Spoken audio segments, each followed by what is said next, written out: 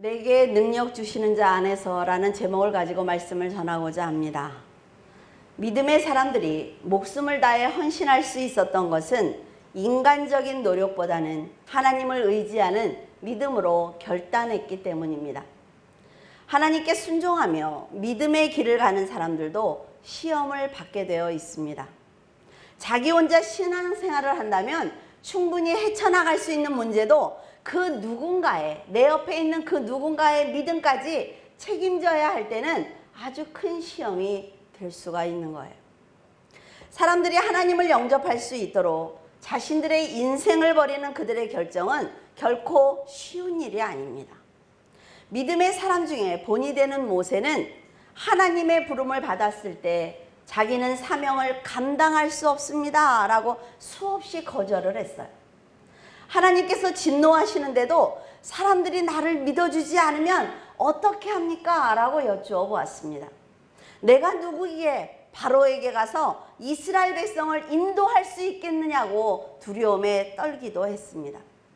모세의 이 마음이 무엇인지 복음을 전하기 위해서 노력했던 여러분은 이해할 수 있을 것입니다. 내가 하고 싶어서 하는 것이 아니란 말이죠. 내 옆에 있는 사람이 시험 들까 봐 참는 거예요. 나는 본래 말을 잘하지 못하는 자이며 입이 뻣뻣하고 혀가 둔하기 때문에 주님께서 명령하셔도 나는 사명을 감당하기가 힘듭니다 라고 그는 거절을 했습니다. 지금 자기가 상대해야 되는 사람이 바로 누구예요? 애굽 왕 바로라 말이죠. 물론 하나님께서 도와주시겠지만 모세의 입장에서 절대 권력을 가진 바로 왕과 싸워서 이겨야 되는 상황을 맞게 된 것입니다. 그는 어쩌면 바로에게 가면 나는 죽을 수도 있어 라는 생각을 했을 거예요. 그럼에도 하나님의 명령에게 순종해야 했고 자기가 아니면 안 된다고 하시니까 430년 동안 종살이를 하고 있는 백성들에게 가야만 했습니다. 하나님의 강한 설득에 이스라엘의 지도자가 되겠다는 결심을 했지만 그에게는 아주 큰 시험이었습니다. 동족이에요. 이스라엘 백성들이 내 동족 아닙니까? 그런데 잘 알지 못한단 말이죠. 그들에게 가야 되는 거예요. 지금 절대 권력을 가진 바로왕과 싸워서 이겨야 되는 사명이 너무나 힘겨웠을 것입니다.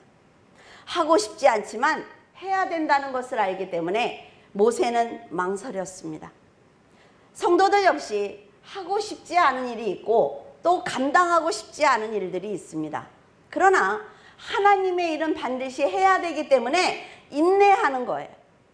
하나님께서는 그런 모세에게 아론을 동역자로 주셨습니다.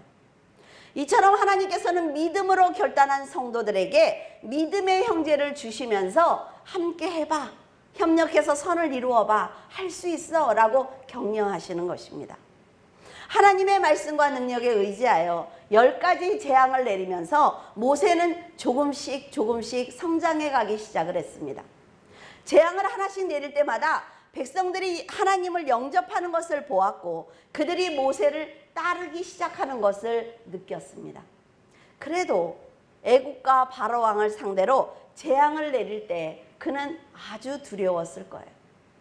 여러분, 자, 기도해봐. 저 나일강이 핏빛으로 다 피로 변할 거야 할 때 그게 쉽습니까, 여러분? 결단하기 쉽지 않단 말이죠. 이 세상에 두려움이 없는 사람은 없어요. 혹시 내가 해내지 못하면 어쩌나? 하나님의 일이라고는 하지만 바로가 나를 죽이거나 백성들이 나를 배신하면 어쩌나 하는 근심이 있었을 것입니다. 그럼에도 모세는 전능하신 하나님을 믿었고 고통당하는 백성들을 위해서 기꺼이 그 일을 감당한 것입니다. 10가지 재앙과 홍해를 가르는 기적은 모세의 믿음이라기보다는 하나님의 약속을 성취하기 위한 하나님의 절대적인 능력이었습니다. 우리는 다 우리가 한 줄 안다 말이죠. 그러나 하나님께서 하시지 않으면 우리 인생에 우연이라는 건 없어요. 그런 기적들이 하나씩 쌓여서 이스라엘은 출애굽을 하게 된 것입니다. 그런데 모세에게 생각지도 못한 시험이 닥쳤습니다. 모세가 목숨을 걸고 얻은 그 수많은 기적을 곁에서 함께 경험한 백성들은 그 축복을 모두 다 자기의 것으로 만든 거예요. 그리고 모세에게 또 다른 기적을 바란 것입니다. 인간적인 편안함을 원했고 욕심에서 나오는 마음을 아주 그대로 드러내었어요. 어떻게 애굽에서 도망쳐 나왔으며 어떻게 얻은 해방인데 그토록 원하던 것을 하나님과 모세 때문에 받았음에도 불구하고 그들은 모세를 향해 자신의 욕심을 적나라하게 드러낸 것입니다. 430년이라는 긴 시간 동안 고난을 받았다면 목숨을 걸고 자신들을 구해준 모세를 무조건 존중해야만 합니다. 하지만 백성들은 욕심과 소원이 점점 커지기 시작을 했단 말이죠. 그래서 자기들과 똑같은 성정을 가진 모세에게 더 큰 기적을 바란 거예요. 이것은 모세에게 아주 큰 시험입니다. 하늘의 보좌를 버리고 대속해 주신 예수 그리스도를 배신하는 우리들을 보면 백성들이 모세를 향해 불평하는 것은 어쩌면 당연한 일인지도 모릅니다. 출애굽기를 읽으면서 모세의 입장에 서서 백성들을 보니까 감사하지 않는 그들의 욕심이 너무나 놀라웠습니다. 자신의 인생과 생명 그리고 자신이 취할 수 있는 모든 것을 버리고 바로를 상대로 해서 싸웠고 백성들을 이끌어내었는데 그들은 또다시 불평을 하면서 자기들이 원하는 것을 달라고 소리치고 있습니다. 모세가 이끄는 대로 순종한다면 하나님께서는 모두 다 해결해 주실 것인데 당장 눈앞에 있는 것을 원하는 그들이 바로 인간입니다. 모세는 드디어 큰 시험을 만났습니다. 저는 모세가 어떤 선택을 했는지 그 결과가 무엇인지 다 알고 있어요. 여러분들도 알고 계시죠? 그런데 성경 한 장, 한 구절 한 구절을 읽는 동안에 마음이 너무나 졸이는 거예요. 모세가 그런 선택을 안 했으면, 모세가 이런 길로 갔으면 하는 마음을 가지고 성경을 읽는 것입니다. 물론 끝까지 모세는 그들을 책임졌고 또 책임져야만 합니다. 하지만 모세는 세상은 이미 절망이고 그 사람들에게서 얻을 것이 하나도 없다라는 것을 알고 있지만 끝없이 자신들만을 위하는 그들에게 화가 나고 말았습니다. 백성들이 지금까지 모세를 따른 것은 그 모세에게 얻을 것이 있기 때문이에요. 그렇게 성숙하지 못한 그들을 내 마음 밖에 내어놓고 하나님을 바라봤다면 모세는 그 시험을 이겼을 것입니다. 백성들이 소리치기를 하나님이 뭐라 그랬어요? 젖과 꿀이 흐르는 가나안 땅으로 너희를 데려갈 거야 했지요. 근데 이 백성들이 하는 말이 젖과 꿀이 흐르는 애굽에서 우리를 이 광야로 인도하여 죽게 하느냐라고 불평하는 거예요. 너무 어이없지 않습니까? 하나님이 하신 말씀을 자기의 욕심 안에 탁 넣고 자기의 말로 해버리는 거예요. 그들을 보면서 모세는 화가 났습니다.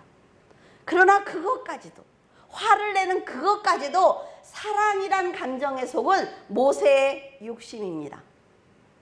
자기가 명령하면 재앙이 내려졌어요. 바로가 벌벌 떠는 것을 보자 모세는 어쩌면 자존감이 높아졌을 것입니다. 홍해가 갈라졌을 때는 무엇이든지 나는 할 수 있어라는 확신이 생겼을 거예요. 이렇게 하나님께 놀라운 은혜를 받은 다음, 그 다음이 가장 위험한 것입니다. 여러분들도 세상에서 어떤 하나님의 큰 은혜, 이건 기적이야 라는 일이 생겼거든 그 다음에 반드시 조심해야 합니다.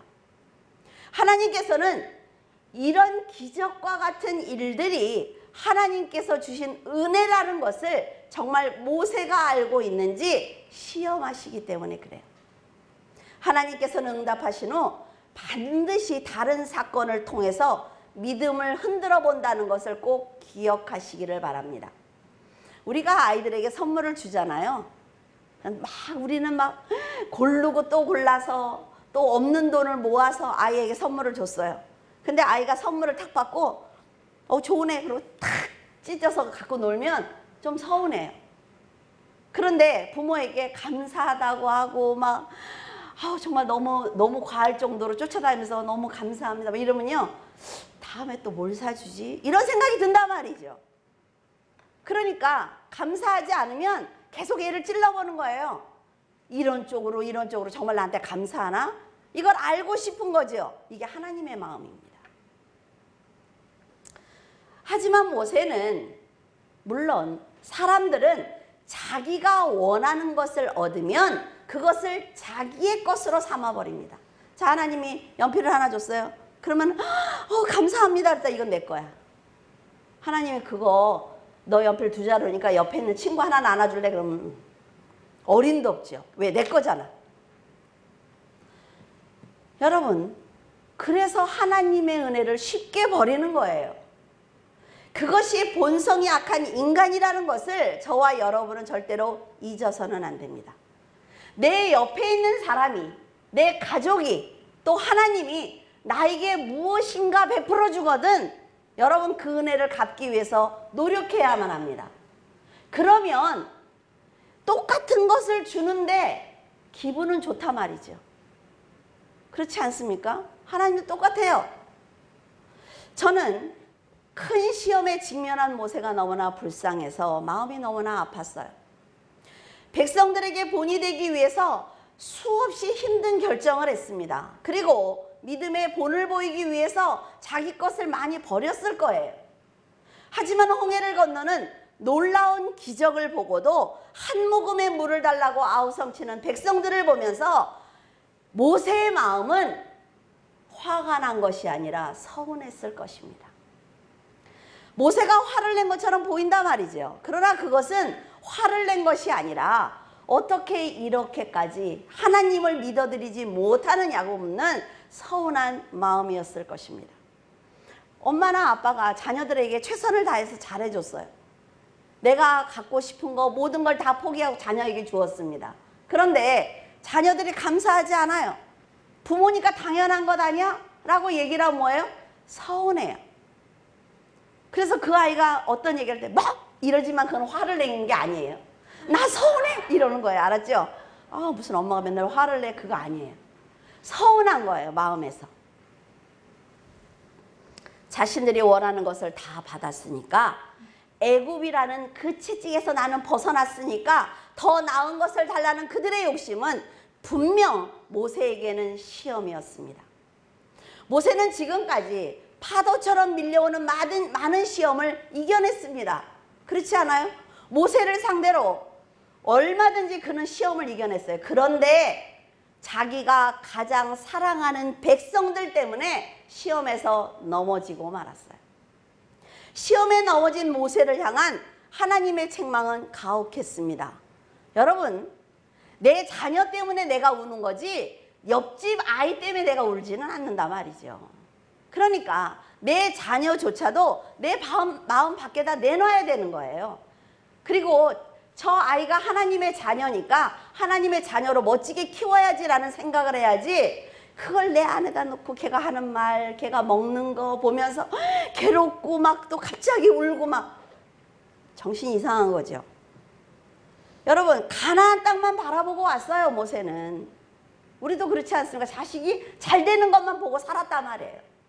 그런데 백성들을 마음에서 놓지 못해서 그는 약속의 땅에 들어가지 못했습니다. 이것이 지도자들이 겪는 시험입니다. 이것이 부모가 겪는 시험이에요. 백성들을 인도한 것이 하나님의 능력이라는 것을 잊는다면, 이 아이를 키우는 것은 하나님의 능력이라는 것을 잊는다면 모세는 시험에 들 수밖에 없습니다. 그러나 하나님께서 역사하실 거야. 내가 하나님 앞에 온전한 믿음을 가지고 살아가면 하나님께서 도와주실 거야 라는 생각을 하면 화를 낼 이유가 없다 말이죠. 어떤 일을 만나도 감정이 흔들리지 않는 이런 마음을 갖기까지는 여러분 참 많은 인내와 훈련이 필요합니다. 훈련하지 않고 이런 마음을 가질 수는 없어요. 그럼 훈련을 하면 어떻게 해요? 계속 동일한 사건을 만나게 되겠죠. 그 사건을 만날 때마다 막 부르르 화를 내면 그건 내가 먼저 죽어. 힘들어서. 그런데 여러분 한번 이렇게 해보세요. 저는 누가 상담을 하러 목양실에 들어오면 내 이 모든 감정을 저 배 맨 밑까지 끌어내려요. 끌어내려서 정말 어이없는 소리를 들을 때마다 조금씩 올라오지요. 근데 여기까지는 안 올라와. 왜? 너무 밑에 끌어내렸으니까. 쫙 끌어내려서 그냥 듣는 거예요. 들으면서 올라가는 거죠. 아, 이런 말도 안 해. 이런 생각도 갖고 있네. 하지만 내 목 바깥으로는 나오지 않아요. 이런 훈련을 한번 해보시면 아마 회사에서 직원들을 대하실 때 저 부장님 왜 저래? 이런 소리는 안 들을 거예요, 여러분.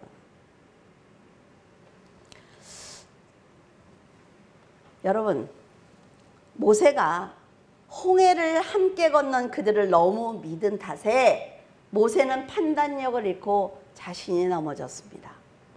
이것은 백성을 향한 사랑과 다른 문제라 말이죠. 이거는 오직 모세 자신의 문제입니다. 성도들이 100명이 와서 나에게 뭐라고 하든 넘어지는 건 나지 상대가 아니란 말이에요. 그래서 성도들을 사랑하지 않아요? 아니요. 사랑하지요. 사랑하니까 넘어지는 거예요. 그러나 그 감정을 스스로가 추스리지 못하면 모든 일에 실패하게 되어 있습니다. 지도자가 좌우로 흔들리지 않기 위해서 가져야 되는 강하고 담대한 마음이기 때문에 여러분들에게 부탁을 드리는 거예요. 자녀에게도 마찬가지라 말이죠. 백성들은 원하는 것을 받으면 하나님과 지도자의 마음을 헤아리기보다는 더 성숙한 모습을 다 버리고 욕심대로 행동을 합니다. 자녀들에게 선과 악을 분명하게 그것을 선을 그어서 가르쳐주지 않으면 자녀는 자기가 어디까지 행동을 해야 되는지 절대로 알지 못해요. 우리가 잘못하면 어때요? 하나님이 채찍을 드시죠. 이거 하지 마. 이거 하지 마. 말씀하셨어요. 성경에도. 그런데 안 가르쳐주면 모른단 말이죠. 그래서 절망의 계단처럼 세상은 처음부터 절망이라는 것을 알고 그 가운데서 묵묵히 사명을 감당해야만 지도자로서 시험에 넘어지지 않습니다. 사람은 누구를 막론하고 절대로 자신의 의나 욕심을 버리지 않습니다. 기억하세요. 절대로 버리지 않아요.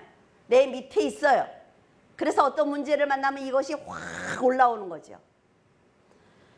그리고 예수 그리스도와 지도자를 끝까지 믿어주지 않습니다. 이렇게 본성이 변하지 않는다면 시간이 지나도 큰 그릇을 가질 수가 없어요. 그래서 성장하지 못하는 것입니다. 하나님께서는 모세에게 너는 가나안에 들어갈 수가 없으니까 느보산에 올라서 비스가산 꼭대기에 올라가라. 그리고 가나안을 봐. 그 다음에 내가 네 영혼을 거둘 거야 라고 말씀을 하셨습니다. 그래서 죽었어요. 그런데 안타깝게도 모세의 형도 똑같은 죄목으로 죽었습니다. 모세보다 먼저 죽었죠. 모세의 마지막 마음은 무엇이었을까요? 그래도 하나님께서 그를 품에 안아주셨기 때문에 어쩌면 큰 위로를 받았을 것입니다. 그런데 그가 마지막에 내가 왜 죽어야 돼? 억울해가 아니라 저는 그렇게 생각을 했어요. 내가 끝까지 하나님의 마음으로 백성들을 대하지 못한 것이 후회스러웠을 것입니다. 내가 왜 본이 되지 못했을까? 내가 왜 그런 행동을 했을까? 라는 생각을 하지 않았을까요? 백성의 연약한 신앙이 모세의 신앙을 방해하는 것을 보면서 사도 바울이 지금 빌립보 교회 성도들을 향해 선포한 이 모든 말씀들이 그의 고통스러운 몸부림이었구나 라는 것을 마지막 장에서 제가 깨닫게 되었습니다.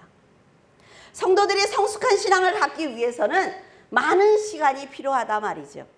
하지만 은혜와 감사, 은혜와 감사, 인내와 믿음과 사랑을 이 한 그릇에 담아야, 내 마음에 함께 담아야 꿀과 물을 따로 넣었는데도 꿀물이 되는 거예요. 한꺼번에 담아야 사람들에게 줄 때 성숙한 믿음을 보여줄 수가 있는 거라 말이죠. 근데 우리는 어떻게 해요?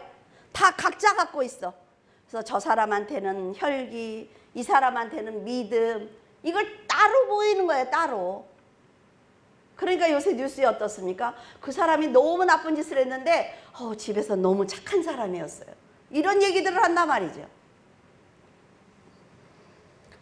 우리가 경험과 인내와 믿음과 사랑 모든 것을 하나에 담아야 성숙한 사람이 될 수가 있습니다.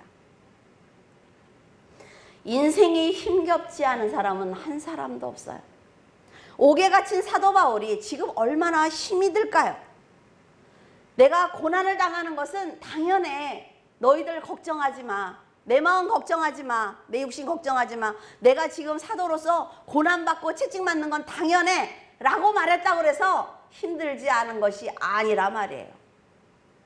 누구나 추운 겨울을 만나고 뜨거운 여름을 만나기 때문에 뿌리를 내리지 못해서 말라 죽는 인생도 있을 것이고 폭풍을 견디지 못하고 뿌리채 뽑히는 인생도 있을 것입니다. 험한 세상에서 하나님의 백성으로 또한 지도자로 살아간다는 것은 아주 힘든 일이지만 우선순위를 알면 여러분 쉽게 해결할 수가 있습니다.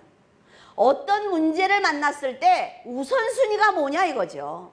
그거를 알아야 일을 잘하는 사람이에요. 그 믿음을 보신 하나님께서는 범사에 감사할 수 있는 그 인생을 허락하실 것입니다. 사도 바울은 어떠한 형편에 처하든 자족하기를 배웠는데 비천에 처할 줄도 알고 풍부에 처할 줄도 아는 일체의 비결을 배웠습니다. 그가 배운 일체의 비결은 올바른 믿음을 가졌기 때문에 가능한 것입니다. 아무리 어려운 환경에 처해 있을지라도 바울은 그것이 곧 하나님의 일을 감당하는 과정이라는 걸 알고 있단 말이죠. 내가 본향에 가는 그 길 위에서 내가 만나는 일이라는 걸 알고 있어요. 그래서 복음 때문에 당하는 고통은 다 마음 밖에다 놓고 복음을 온전히 전한 것입니다. 여러분, 내 고통과 복음을 전하는 사명이 섞이면 써서 먹을 수가 없어요. 쓰다 말이죠. 그래서 내가 힘든 이 쓴맛은 밖에다 놓고 하나님의 복음을 전하는 거예요. 자기가 풍족했을 때는 하나님이 복음을 더 편하게 잘 전하려는구나 그렇게 생각을 했어요. 어려운 환경을 만났을 때는 구원받은 영혼들만 생각하니까 늘 한결같은 믿음을 보일 수가 있었던 것입니다. 더구나 바울은 복음을 전하기 위해서 스스로 어려운 자리를 선택했기 때문에 실족하거나 낙심하지 않았습니다. 이런 믿음과 마음이 있어야만 내게 능력 주시는 자 안에서 내가 모든 것을 할 수 있다라는 고백을 할 수가 있는 것입니다. 14절에서 15절 그러나 너희가 내 괴로움에 함께 참여했으니 잘하였도다. 빌립보 사람들아 너희도 알거니와 복음의 시초에 내가 마게도냐를 떠날 때 주고받은 내 일에 참여한 교회가 너희 외에 아무도 없었느니라. 그래서 바울은 빌립보 교회 성도들을 잊을 수가 없었습니다.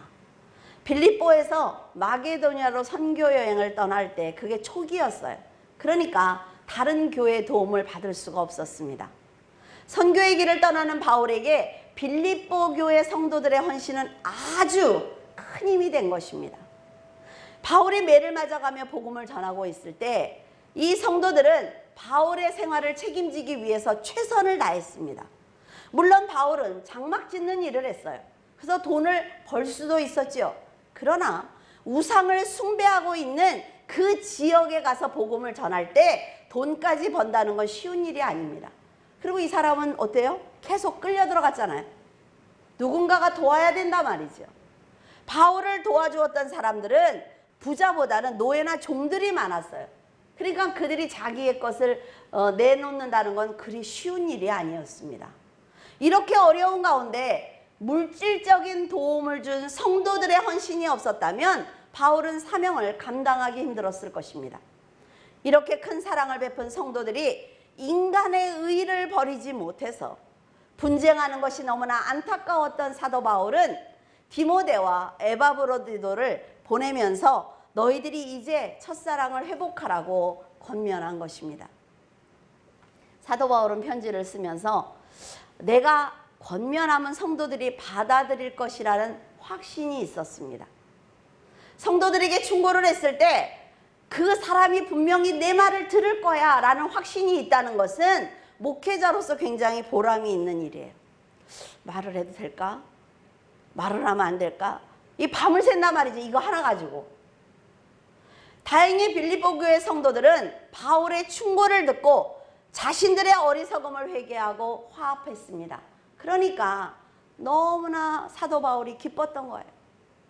그들은 바울에게는 기쁨을 주고 자기들이 돌이킬 수 있는 온전한 기회를 받은 것입니다. 순종은 한결같아야 합니다. 내가 말을 듣고 싶을 때는 듣고 하기 싫을 때는 안 하는 것은 순종이 아니에요. 자기의 생각과 같을 때만 순종하는 것은 순종이 아닙니다. 미련하다는 말을 들을 만큼 순종하는 사람은 하나님의 인정을 받음으로 하나님의 절대적인 보호를 받을 수가 있습니다. 11절과 12절, 내가 궁핍함으로 말하는 것이 아니니라. 어떠한 형편에든지 내가 자족하기를 배웠노니 나는 비천에 처할 줄도 알고 풍부에 처할 줄도 알아. 모든 일 곧 배부름과 배고픔과 풍부와 궁핍에도 처할 줄 아는 일체의 비결을 배웠노라. 사도 바울은 복음을 전하다가 지금 옥에 갇힌 상태예요. 그러니까 심하게 어려운 상황에 놓인 것은 사실이지만 제가 볼 때 이런 말까지 해야 되는 사도 바울이 너무나 안타까웠습니다. 내가 궁핍함으로 말하는 것이 아니야 라는 것은 하나님의 뜻을 내가 너보다 더 많이 아니까 내가 알려주는 거야 라는 거예요. 그러니까 오해하지 마 라는 거지요. 그들은 바울이 말씀을 선포할 수 있도록 바울을 도와주던 성도들입니다. 이렇게 중대한 사명을 감당했던 교회가 분쟁하고 있으므로 그 분쟁을 그치고 다시 하나님께 충성하는 자리로 지금 돌아가라고 말하고 있는 거예요. 바울이 내가 어떠한 형편에 처하든지 자족하기를 배웠다는 말은요, 내가 지금 너무나 힘들긴 하지만 견딜만 해 라는 얘기가 아닙니다. 상대와 상관없이 말하는 거예요. 견딜만 하다는 얘기가 아닙니다. 죽을 것 같죠? 그에게 고난은 그러나 이미 고통이 될 수가 없단 말이죠.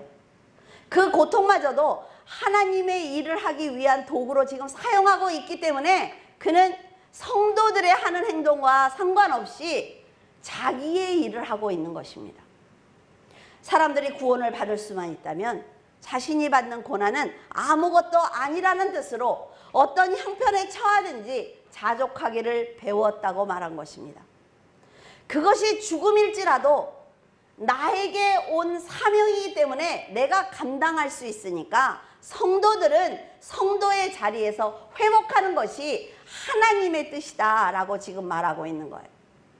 욕심이 전혀 없는 그의 말은 그 자체로 믿음과 사랑입니다. 바울은 죽을 고비를 몇 번 넘기면서도 인내를 했어요. 견뎠습니다. 자기의 목숨조차도 자신의 것이 아니라고 생각을 하는 거죠. 이런 바울을 도와줬던 빌립보 교회 성도들이 그 많은 사랑과 헌신을 다 버리고 지금 다투고 있단 말이에요. 그래서 바울은 다급하게 편지를 보냈고 바울의 진심이 담긴 편지를 받은 성도들은 회개하며 다시 협력하기로 다짐을 했습니다. 성도들이 회개했다는 소식을 들은 바울은 아주 크게 기뻐했어요. 분쟁을 그치고 협력만 한다면 더 큰 일을 할 수 있는 성도들이기 때문에 그 자기가 해준 말을 듣고 돌이킨 그 성도들에게 감사한 것입니다. 17절에 내가 선물을 구함이 아니요 오직 너희에게 유익하도록 풍성한 열매를 구함이라. 바울이 이런 말까지 하는 것을 보면서 목회는 참 어려운 자리구나 라는 생각을 했습니다. 회개하고 돌이킴은요, 하나님께 칭찬을 받는 건 성도입니다. 목회자가 그걸 받는 게 아니에요. 그런데 바울이 지금 그 성도들의 비위를 맞추고 있는 것입니다. 잘해서 너 잘 살아. 지금 이 얘기를 하는 거예요. 바울이 빌립보 교회 성도들에게 첫사랑을 회복하라고 하는 것은 분쟁이 그쳐야 나에게 도움이 돼 라는 얘기가 아닙니다.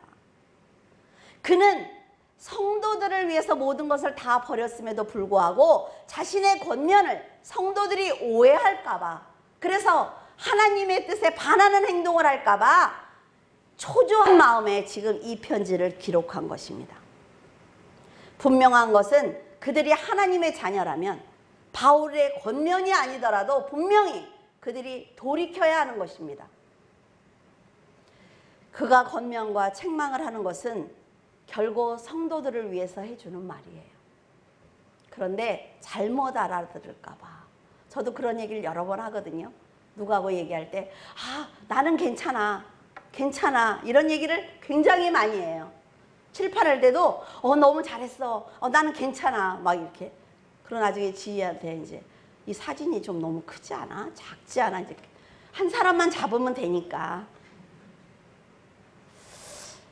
참 성도들에게 조심조심하는 바울을 보면서 하나님의 말씀을 대변하는 책임이 참으로 크다, 무겁다라는 생각을 했습니다. 바울이 선교를 하다가 물질적인 어려움을 당하게 되면 하나님께서 분명히 하나님의 방법으로 도우십니다. 물론 우리 교회는 우리 성도들이 최선을 다해서 열심히 헌신하고 있어요.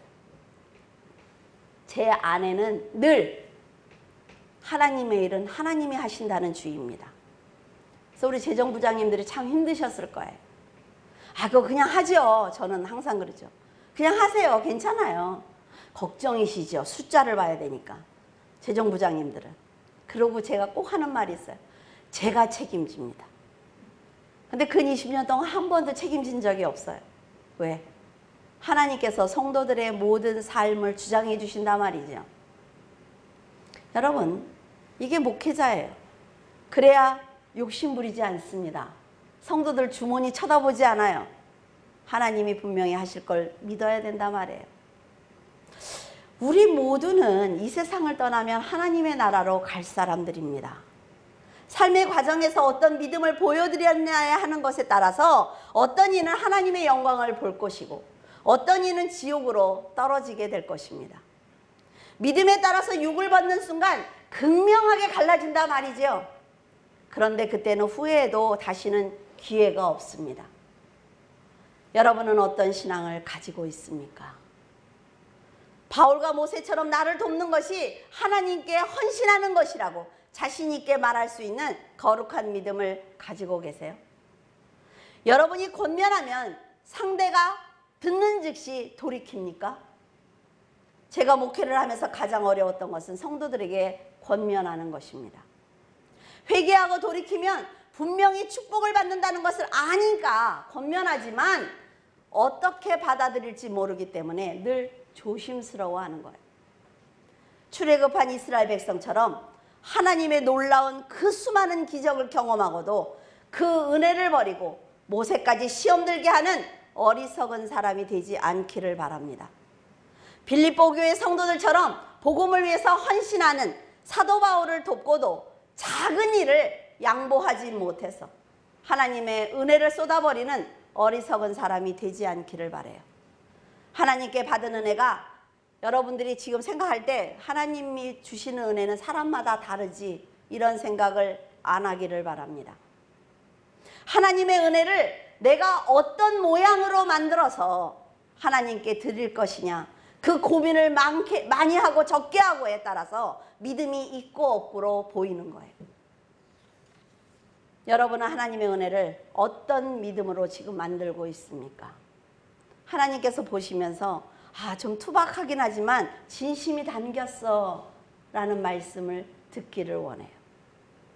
여러분이 겸손한 자리에서 사명을 감당한다면 하나님께서는 여러분에게 큰 능력을 주실 것이며 그 마음의 평강을 허락하실 것입니다. 복음을 위해서 헌신한다면 하늘의 능력으로 채워주실 것이며 악한 자와 악한 영이 건드리지 못하도록 여러분을 보호하실 것입니다. 성도들은 믿음의 형제들을 서로 도와줘야 하며 양보하고 인내하며 교회를 세워나가야 합니다. 사랑하는 형제가 시험에 들지 않도록 충고하고 필요에 따라 나누어 준다면 하나님께서는 여러분에게 더 풍성한 은혜를 주실 것입니다. 여러분은 9번의 강해를 통해서 바울의 간절한 마음을 알았을 것입니다. 바울의 마음이 곧 그리스도의 마음이라는 것을 깨달은 지금 빌립보 교회 성도들이 성숙한 믿음을 회복한 것처럼 여러분은 강해를 통해 여러분의 믿음이 주 안에서 회복되기를 바랍니다. 하나님께서는 변치 않는 믿음으로 충성하는 성도를 찾고 계십니다. 그리고 본이 되기 위해서 헌신하는 성도에게 관심을 갖고 은혜를 주고 계세요. 여러분은 예수 그리스도의 마음을 품고 능력 주시는 주님 안에서 자족할 줄 아는 믿음을 보여드리기를 바랍니다. 그러면 성령의 충만함을 통해 지혜와 명철로 지켜주실 것이며 여러분의 모든 인생을 하나님께서 보호하실 것입니다. 기도하겠습니다. 하나님 아버지, 깊은 감사를 드립니다. 빌립보서 강해를 은혜 가운데 모두 마쳤습니다. 성도들이 어떤 믿음을 갖는 것이 참된 신앙생활을 하는 것인지 알게 하시니 감사드립니다. 저희들에게 올바른 믿음을 허락하시고 사람들에게 손가락질 받지 않는 참된 믿음을 가질 수 있도록 도와주시옵소서. 저희들은 사도 바울처럼 살 수 없고 모세처럼 살 수 없지만 저희들 있는 자리에서 거룩한 성도의 삶을 살아낼 수 있도록 도와주시옵소서. 자신의 신앙을 지켜내고 또한 목회자와 성도들의 믿음까지 도와주는 성숙한 성도가 되게 하시고 저희들의 삶의 모습이 거룩한 하나님의 형상을 드러낼 수 있도록 도와주시옵소서.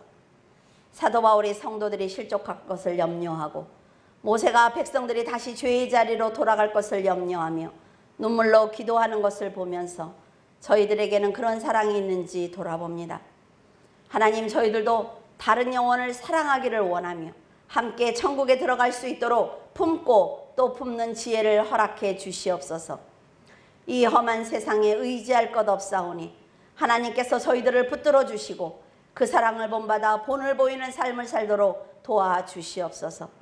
이 나라와 이 민족 그리고 전염병으로 고통받는 모든 나라를 기억하사 회복할 수 있도록 도와주시옵소서. 함께 찬양하고 예배드리는 복된 시간을 저희들에게 허락하시고 물줄기 교회가 하나님의 이름을 부끄럽게 하지 않도록 성령께서 울타리가 되어 주시옵소서. 저희 교회가 빌립보 교회처럼 일하는 교회가 되게 하시고 출간하는 책을 통해 하나님의 이름을 높이는 교회가 되게 하여 주시옵소서. 감사드리며 예수 그리스도 이름으로 기도드립니다. 아멘.